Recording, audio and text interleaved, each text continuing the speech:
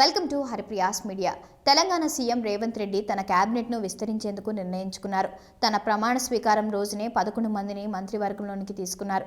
ఇప్పటికే వారికి శాఖలు కేటాయించారు. పూర్తి స్థాయిలో మంత్రివర్గాన్ని విస్తరించేందుకు రేవంత్ రెడ్డి సిద్ధమవుతున్నారు. ఈ మేరకు కొత్త క్యాబినెట్ విస్తరణలో ఎవరెవరికి అవకాశం కల్పించాలి అనే విషయంపై రేవంత్ గత కొద్ది రోజులుగా కసరత్తులు చేస్తున్నారు. రేపు ఢిల్లీకి వెళ్లి కాంగ్రెస్ అధిష్టానం పెద్దలతో మంత్రివర్గ విస్తరణపైన రేవంత్ చర్చించబోతున్నారు. కొంతమంది పేర్లను రేవంత్ అధిష్టానం పెద్దల ముందు పెట్టి వారి అనుమతితో క్యాబినెట్ను విస్తరించాలని నిర్ణయించుకున్నారట. దీంతో రేవంత్ ఎవరెవరికి అవకాశం కల్పించబోతున్నారు అనేది సర్వత్రా ఆసక్తి నెలకొంది. ముఖ్యంగా కొద్ది రోజుల క్రితం జరిగిన తెలంగాణ అసెంబ్లీ ఎన్నికల్లో తన కోసం కామారెడ్డి సీట్ను త్యాగం చేసిన సీనియర్ నేత షబ్బీర్ అలీని మంత్రివర్గంలోనికి తీసుకోవాలని రేవంత్ భావిస్తున్నారట. షబ్బీర్ అలీ మొన్న జరిగిన అసెంబ్లీ ఎన్నికల్లో నిజామాబాద్ నుంచి పోటీ చేసి ఓటమి చెందారు. మైనార్టీ కోటాలో షబ్బీర్ అలీకి అవకాశం ఇవ్వాలని రేవంత్ భావిస్తున్నారట.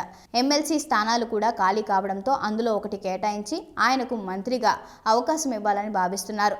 ఇక ఇదే ఎన్నికల్లో ఓటమి చెందిన అంజన్ కుమార్ యాదవ్ పేరు కూడా ఎక్కువగా వినిపిస్తుంది. ఈయనకి కూడా ఎమ్మెల్సీగా అవకాశం ఇచ్చి మంత్రిని చేస్తారని ప్రచారం జరుగుతుంది. షబ్బీర్ అలీకి హోంశాఖ కేటాయించే అవకాశం ఉన్నట్లు ప్రచారం జరుగుతుంది. ఇక గడ్డం వినోద్ వివేక్లలో ఒకరికి అవకాశం ఇవ్వాలని, ఈ విషయంలో అధిష్టానం నిర్ణయం మేరకే నడుచుకోవాలని రేవంత్ భావిస్తున్నారట.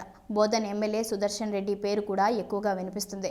ఇక మరికొంతమంది సీనియర్ నాయకులు నేరుగా అధిష్టానం వద్దే మంత్రి పదవుల విషయమై లాబింగ్ చేస్తూ ఉండడం, వీరిలో ఎక్కువగా ఓటమి చెందిన వారు ఉండడంతో రేవంత్ నిర్ణయించిన వారికే మంత్రి పదవులు దక్కుతాయా లేక అధిష్టానం దీంట్లో ఏమైనా మార్పులు చేర్పులు చేస్తుందా అనేది చూడాలి.